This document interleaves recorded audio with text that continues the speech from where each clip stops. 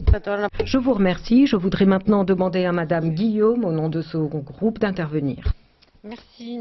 Les préoccupations que suscite la situation de l'asile en Grèce ne sont pas nouvelles et d'importantes mesures, tant au niveau national qu'européen, ont déjà été prises pour tenter d'y répondre.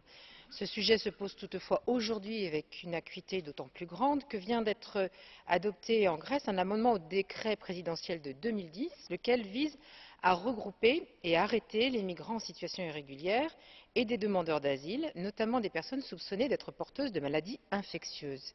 Ces mesures seraient à l'évidence extrêmement préoccupantes, et ce à plusieurs égards. D'abord parce qu'elles prennent spécifiquement pour cible les personnes les plus vulnérables sur la base de critères discriminatoires, parce qu'elles ne font qu'exacerber les préjugés à l'égard des migrants et des demandeurs d'asile en Grèce, et enfin parce qu'elles sont contraires aux obligations de la Grèce vis-à-vis de la détention des migrants en situation irrégulière et des personnes pouvant prétendre à une protection internationale.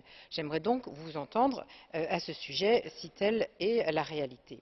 Je reviens à la situation installée depuis plus longtemps pour aborder d'autres questions, car il nous faut contribuer à la poursuite d'un débat serein et objectif et disposer d'une meilleure visibilité des actions entreprises. Vous avez abordé le problème des financements. Ma première question portera donc sur les actions qui ont été priorisées jusqu'à présent et celles qui le seront à l'avenir.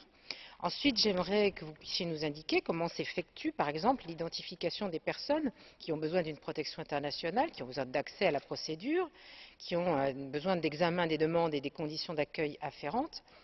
Parce que la Grèce se voit poussée à remplir, et ça a été mentionné peut-être d'une autre manière que moi à l'instant, se voit donc poussée à remplir un rôle de gendarme de l'Europe.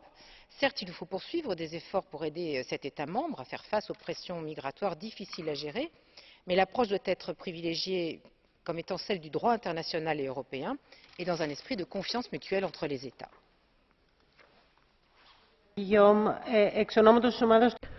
Au nom du groupe des libéraux, Madame Grisberg a la parole pour 2 minutes.